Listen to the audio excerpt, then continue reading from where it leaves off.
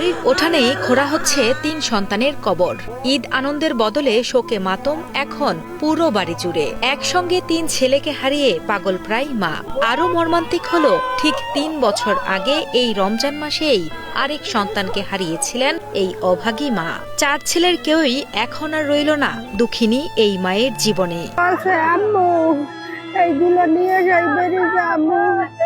আমি কইছি আব্বু এখন তো সারা রাত জার্নি করে আইসো, একটু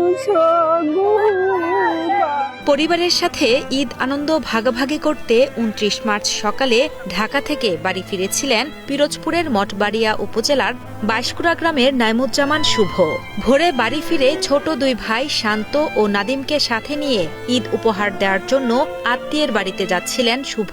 যাবার সময় মাকে বলে গিয়েছিলেন দ্রুতই বাড়ি ফিরে ঘুমাবেন তিনি। তবে ঘুমিয়েছেন ঠিকই, কিন্তু সে ঘুম আর ভাঙবে না কখনোই। বরগুনার পাথরঘাটায় আত্মীয়ের বাড়িতে ঈদ উপহার নিয়ে যাওয়ার পথে বাসের সঙ্গে মোটরসাইকেল সংঘর্ষে একসাথে মৃত্যু হয় ৩ ভাইয়ের।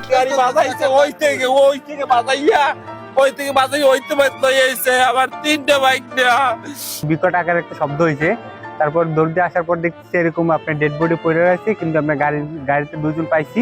এই 2 জন আবার ধরে আমরা স্কুলের ভিতরে রাখে দিয়েছি, আর ড্রাইভার পাই নাই। এই অবস্থা। আর আমাদের এই লাইনে যত দুর্ঘটনা ঘটে, 20টা দুর্ঘটনা ঘটে, এর ভিতরে 18টা ঘটে রাজীব পরিবহনের। ২৯ মার্চ সকালে বরগুনার পাথরঘাটা ঢাকা সড়কের রায়হানপুর ইউনিয়নের সোনার বাংলা এলাকায় ঘটে মর্মান্তিক এই দুর্ঘটনাটি। পাথরঘাটা থেকে ঢাকাগামী রাজীব পরিবহনের একটি বাস সোনার বাংলা এলাকায় বিপরীত দিক থেকে আসা একটি মোটরসাইকেলকে চাপা দিলে ঘটনাস্থলেই প্রাণ হারান মোটরসাইকেলে থাকা ৩ ভাই শুভ, শান্ত ও নাদিম। নিহতদের পারিবারিক সূত্রে জানা যায়, কয়েক বছর আগে তাদের আরেক ছোট ভাই পানিতে ডুবে মারা যায়। একজন ডাকাতে আসছে 6টার সময়, বড়জন, আর 2 জন তো বাড়িতে ছিল। ডাকাতে আসছে হইলে গাড়ি নিয়ে বের হয়ে আইছে। ওই ওর চাচার শালার ছেলেরা আর কি মনে হয় ঈদের কিছু দিছে, ওই দিয়েইতে যায়। যারা দাঁড়ায় না ঠেলতে যাইতে আছে, কিন্তু আরো ৩-৪ জন মিললে এখন আটটাই হেলাইছে, আটটাই মসজিদের মধ্যে আটটাই রাখছে। দুর্ঘটনার পর বাসের চালক ও সহযোগীকে মসজিদে আটকে রাখেন স্থানীয়রা। পরবর্তীতে তাদের তুলে দেওয়া হয় পুলিশের হাতে।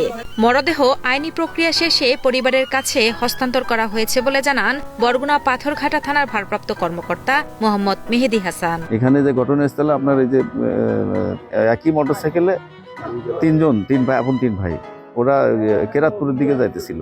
তো মুখোমুখি সংঘর্ষ, 3 ভাই স্পট ডেথ। আমরা আসছি, সরঞ্জাম সবকিছু দেখতেছি, পরবর্তী আইনগত ব্যবস্থা প্রক্রিয়াধীন।